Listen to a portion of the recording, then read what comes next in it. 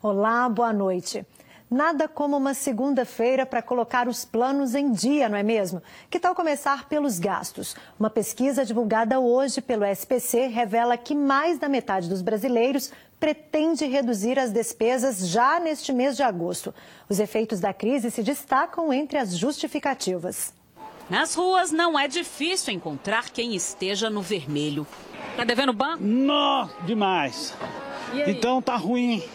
A conta de telefone, internet, tudo atrasado. Telefone, água, luz, as compras do mês, mantimento. Tá difícil fechar a conta? Tá difícil. Cartão de crédito? Sim. Devendo muito? Tentar negociar. Uma pesquisa do Serviço de Proteção ao Crédito, o SPC, apontou que apenas 17% dos consumidores brasileiros estão com alguma folga no orçamento no final do mês. A grande maioria ou está no 0 a 0, não sobra, mas também não falta, ou está endividada. É por isso que muitos estão pensando em, neste mês, fechar a mão para tentar economizar. Foi o que 53% dos entrevistados também indicaram na mesma pesquisa. Corte de gastos. Evitar ficar saindo, isso, senão gasta mesmo.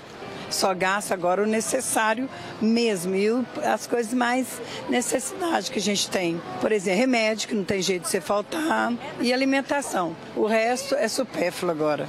Esforço também para dar conta de quitar o cartão de crédito no fim do mês. Para 42% dos consumidores, a fatura em julho aumentou. O gasto médio foi de R$ 977. 66% das despesas no cartão foram com supermercado, 56% com farmácia, 36% com roupas e calçados e 35% dos gastos foram para combustíveis. Eu não estou no vermelho não, porque eu economizo bastante, né? Tem que trazer as coisas na ponta do lápis, anotar, tirar o extrato semanalmente, né? Controlar direitinho. E é exatamente essa a principal orientação da economista. Então, o primeiro passo é ter um mecanismo de controle, conhecer suas contas. Coloque isso no papel e ele consegue conhecer, aí ele vai ajustar. Então, aonde que está tendo maior gasto? E a partir do momento que ele controlar, é começar a planejar, prever e planejar. A Justiça Federal em Ponte Nova, na Zona da Mata, suspendeu o processo criminal que tornou 3 réis e 22 pessoas e as empresas Samarco, Vale, BHP Billiton e Vogue BR por causa do desastre com a barragem de Fundão, em Mariana, em novembro de 2015. A defesa do diretor-presidente licenciado da Samarco, Ricardo Vescovi, e do diretor-geral de operações, Kleber Terra, alegou que escutas telefônicas usadas no processo foram feitas de forma ilícita. Os advogados pediram a anulação do processo, alegando que a quebra de sigilo telefônico ultrapassou o período judicialmente autorizado e que as conversas foram analisadas pela Polícia Federal e usadas pelo Ministério Público Federal na denúncia. Os advogados também afirmaram que houve desrespeito à privacidade dos acusados porque dados fora do período requisitado foram analisados e considerados. A Justiça determinou a suspensão do processo até a decisão sobre as alegações. Por meio de nota, o Ministério Público Federal disse que a afirmação da defesa não procede porque as interceptações usadas na denúncia foram feitas dentro do prazo legal. Completou ainda informando que aquelas supostamente legais sequer foram utilizadas. O dono de um bar morreu após uma operação da PM em Boa Esperança, no sul do estado. O homem teria passado mal ao ser abordado pelos militares. O caso revoltou moradores vizinhos do comerciante. A população se revoltou após a morte de Flávio Henrique Rosa, de 28 anos.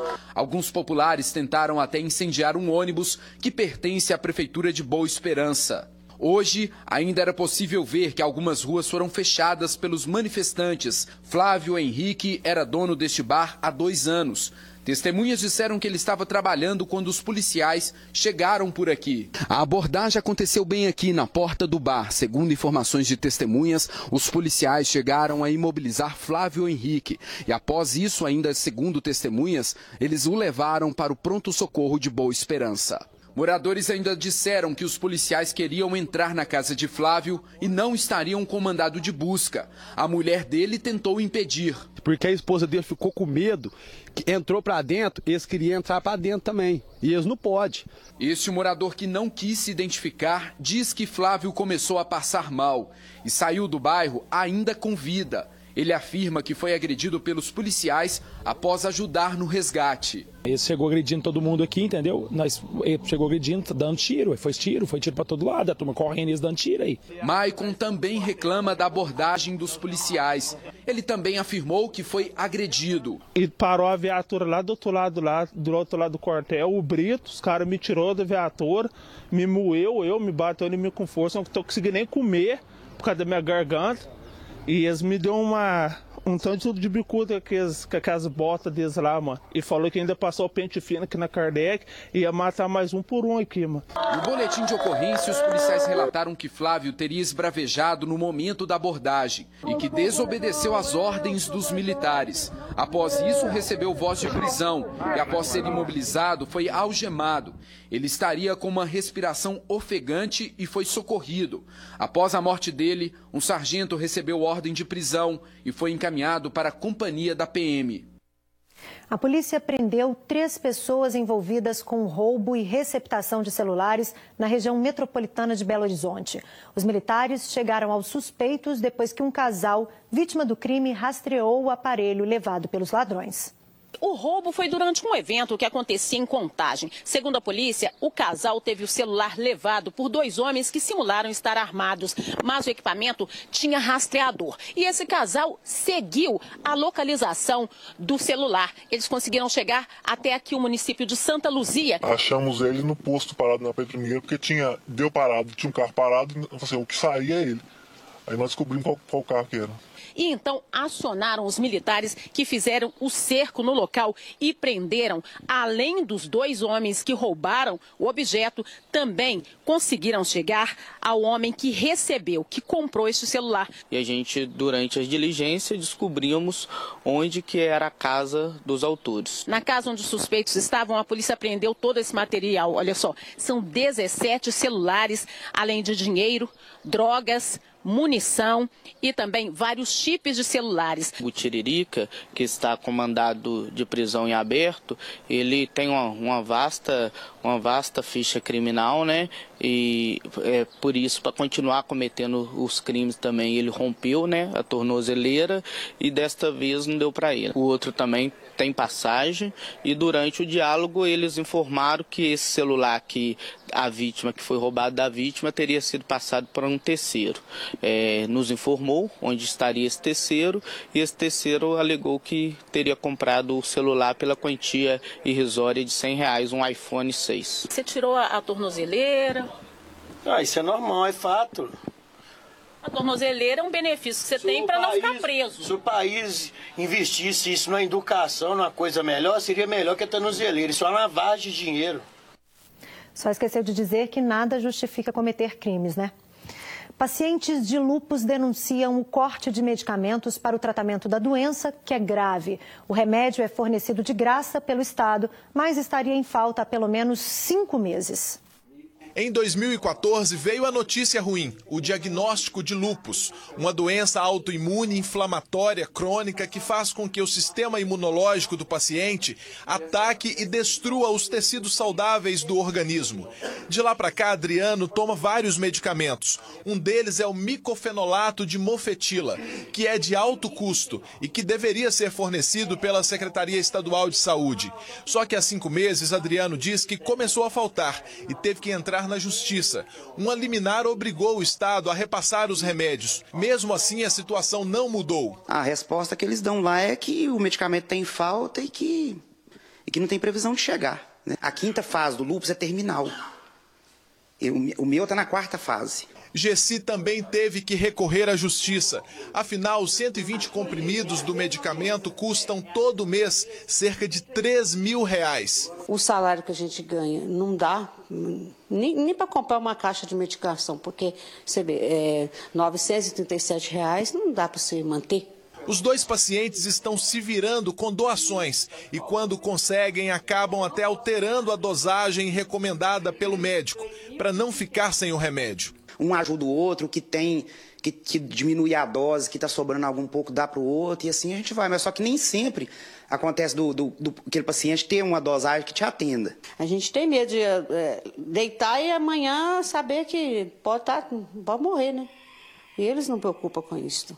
É um apelo que fica, a gente pede às autoridades, né, competentes aí, que tem um pouco de compaixão com a gente, né? A gente não pede muita coisa, a gente só quer viver, quer estar cuidando da saúde da gente, né? Porque a gente é cidadão, a gente, né, cidadão comum e tá aí correndo atrás das coisas da gente, dos objetivos da gente, a gente merece um pouco de dignidade, né? Segundo a Secretaria de Estado de Saúde, a aquisição do medicamento já está em andamento. Informou que tem tomado as providências necessárias para agilizar o processo de compra, mas não deu uma previsão de quando ele estará disponível. O ex-goleiro Bruno Fernandes, condenado pela morte da ex-amante Elisa Samúdio, começou a trabalhar em Varginha. Ele conseguiu a autorização da Justiça para dar aulas de futebol para crianças e adolescentes atendidos por uma instituição da cidade. Pelo menos 10 jovens acompanharam as aulas de futebol. Alguns deles usavam a camisa do Flamengo, time que o goleiro fez sucesso antes de ser preso em 2010. A decisão para que Bruno realize trabalho de remissão de pena é do Tribunal de Justiça aqui de Minas. Segundo informações, ele vai trabalhar de segunda a sexta, das 7 da manhã às 5 horas da tarde. O goleiro não pode ter acesso a nenhum outro local que não seja aqui, o núcleo que atende crianças e adolescentes. Aqui ele vai desenvolver todas as atividades e atendimentos que a instituição oferece. Né? Não tem nada específico. O fato dele ter sido um grande goleiro de futebol favorece o entender de que ele vai ser aqui um professor de futebol, né? Mas ele não foi contratado como professor de futebol do NUCAP. Ele está aqui para cumprir, para prestar um serviço, o qual ele vai ter o benefício da remissão, como todos os que aqui são assistidos. A defesa dele já entrou com um recurso que pede o cancelamento da condenação. Isso deve ser julgado em setembro pelo Tribunal de Justiça. O governo do estado entregou hoje 239 veículos para a área da saúde. São 25 ambulâncias e 214 veículos para transporte de pacientes e serviços gerais. Foram beneficiados 179 municípios de 13 territórios de desenvolvimento do estado, além de 5 entidades durante o evento, o governador Fernando Pimentel destacou que os carros são importantes para a melhoria do atendimento à população, principalmente em cidades menores e que não dispõem de hospitais ou centros de saúde mais complexos. O investimento foi de quase 17 milhões de reais. Muita gente saiu às ruas de Belo Horizonte nesse fim de semana, caprichada no visual, para participar de mais uma edição do Tweed Ride. O evento tem aquele passeio temático com bicicletas antigas e figurino inspirado na moda dos anos 1900. Para viver o clima de outras épocas, nada melhor do que começar com um café, uma boa prosa, figurinos típicos, postura que remete aos tempos antigos. Tudo no capricho. É a turma do Tweed Ride. Ele nasceu em Londres e de lá ele se espalhou para o mundo todo. E aqui a gente valoriza, como nos outros lugares, a cultura vintage, né? O resgate dos nossos ancestrais, né? Dos nossos avós, da cultura do caminhar pela cidade, da valorização do patrimônio da cidade, da história. Os adeptos do Tweed Ride se reuniram no Museu de Artes e Ofícios, onde trocaram informações sobre a história da cidade. Depois se juntaram à protagonista do evento, a bicicleta.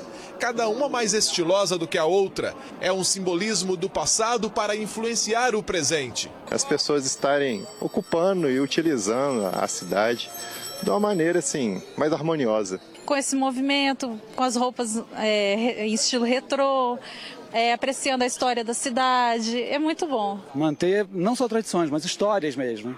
Essa é a principal função. E diversão. o grupo fazia paradas em torno dos monumentos da capital. O movimento homenageou a luta dos trabalhadores, que vieram de tantos lugares para construir Belo Horizonte, a partir de 1895. Tudo que nós temos aqui a gente deve a essas pessoas. E são imigrantes, italianos, portugueses, pessoas que realmente que deram o seu suor para a gente ter o que a gente tem hoje. E nesse embalo histórico, os ciclistas saíram pelas principais ruas e avenidas de Belo Horizonte. Um dos maiores eventos sobre empreendedorismo digital no Brasil vai movimentar a capital nos próximos dias. Ainda dá tempo de você se inscrever no FIRE 2017. É uma ótima oportunidade para quem procura alternativas de emprego e também ganhar dinheiro em uma das áreas mais promissoras do mercado. Carol largou a carreira como funcionária pública e apostou no empreendedorismo. Mas o trabalho como coach de autoestima só decolou quando ela resolveu migrar para o mercado digital. Há pouco mais de um ano, oferece aulas e acompanhamento online ao lado de uma sócia. Eu que faço a minha agenda. Onde tiver uma conexão de internet, eu posso trabalhar. Financeiramente também é muito recompensador. Algo que só quem já se inseriu nesse mercado pode te dizer, sabe? E assim como a Carol, muita gente tem buscado nesse mercado digital uma forma de se reinventar, de se recolocar no mercado de trabalho, principalmente nesse momento de desemprego alto e de crise pelo qual o país está passando. É por isso que a gente vai entender um pouquinho de como funciona esse mercado digital. Para isso vai falar com a gente o Flávio Guimarães, que é coordenador de eventos da Hotmart. O que a gente pode falar desse mercado? Bom, o mercado hoje, como eu disse, ele está em pleno crescimento e é uma oportunidade das pessoas colocarem os produtos ou os serviços delas num outro patamar, porque a internet ela não tem limites, então a pessoa não precisa estar presencialmente em todos os lugares, ela pode estar trabalhando e paralelamente ela ter um produto digital que pode estar sendo vendido no mundo inteiro. E tudo isso vai estar reunido de alguma forma no FIRE, que é o evento que acontece nessa próxima semana, né? Exatamente, o FIRE ele traz Belo Horizonte como a capital do empreendedorismo e inovação no Brasil. Hoje Minas Gerais já é o segundo maior polo de startups do país, mais de 2.000 pessoas com poder experimentar os melhores conteúdos de grandes marcas, como Coca-Cola, YouTube, BMW, os especialistas de mercado digital, além de uma experiência única de poder vivenciar dentro dos maiores ícones de Belo Horizonte, que é o Palácio das Artes, um momento de networking, de conhecer mesmo presencialmente essas pessoas e poder ter um momento que eles vão levar para o resto da vida. Como é que faz para participar? 16 e 17 de agosto, no Palácio das Artes. Então, as pessoas que quiserem adquirir os ingressos é www.fire2017.com. A gente está com pouquíssimas unidades ainda. Qual que é a ideia? Trazer grandes marcas que estão falando como que elas estão se conectando ao novo perfil de consumidor e também trazendo expertise de todos os caras que já estão hoje trabalhando no mercado e que são referência para todo o país e inclusive fora do Brasil, né? Na nossa página você encontra outras informações sobre a feira. Daqui a pouco, o concreto cinza ganha vida, o que deixa a paisagem da capital ainda mais bela. Voltamos em instantes, fique com a gente.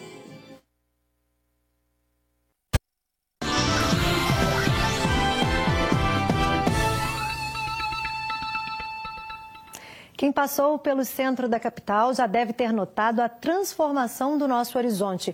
Obras de arte de proporções gigantescas estão expostas nas laterais de 4 prédios. No lugar de uma paisagem sem vida e tediosa, fica agora o convite para a reflexão e, por que não, a provocação.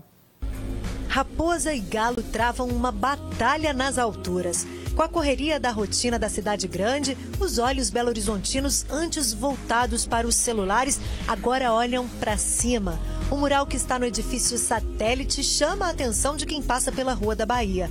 A pintura é do artista mineiro Tiago Maza. E como são os mascotes dos times da capital, as brincadeiras logo aparecem. Olha lá, o galo por cima da raposa, aí não dá não. Aí. Aquele galo por cima daquela raposa ali é tudo de bom. Os atleticanos tô adorando. Não, ficou bonito, não há uma diferença, né? Não é só esse não. Ao todo são 4 murais espalhados no centro da cidade. Eles fazem parte de um conjunto de obras feitas para o circuito urbano de arte. Dividimos com 2 artistas residentes de Belo Horizonte, recebendo um painel de artistas do Brasil e um internacional. Proporcionar para a cidade, para os artistas, para os amantes da arte, essa nova experiência com artistas de fora, né? Durante 12 dias, artistas muralistas trabalharam para transformar o horizonte urbano em uma galeria a céu aberto. As pinturas foram feitas em prédios altos, como esse de 16 andares, que ganhou o painel da artista Priscila Mone, que representa a força e a coragem da mulher brasileira. Ele tem 49 metros de altura e é o maior feito por uma mulher no Brasil. Eu sempre falo da figura feminina como uma ideia de empoderamento, ascensão. A mulher ali está segurando, ela tem 4 plantas representadas ali, né? Na mão esquerda a dracena, que para mim representa a força.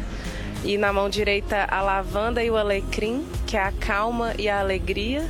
E na cabeça nascendo maranta, que para mim representa a beleza. O outro prédio, também com uma das maiores pinturas do país, é o edifício Trianon, na Bahia, com a Avenida Afonso Pena. A arte é da espanhola Marina Capdevila. O desenho, segundo a artista, foi inspirado na política e no Carnaval de Belo Horizonte. Normalmente, quando eu pinto em um lugar diferente, eu tento representar algo da cidade, porque é o que as pessoas vão ver todos os dias. A Rua Sapucaí, no bairro Floresta, tem visão privilegiada para os painéis. As novas cores da cidade foram mais que aprovadas pelos mineiros.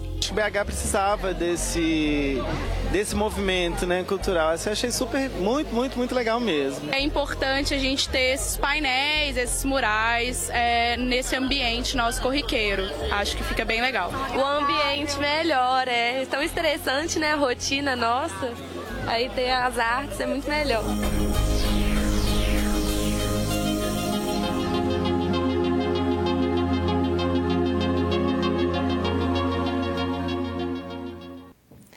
Não é à toa que o nosso horizonte está cada vez mais belo. O Jornal da Alterosa termina aqui. Você assiste agora ao SBT Brasil. Boa semana para todos nós e eu te espero amanhã a partir das 7h15 da noite. Até lá. Tchau.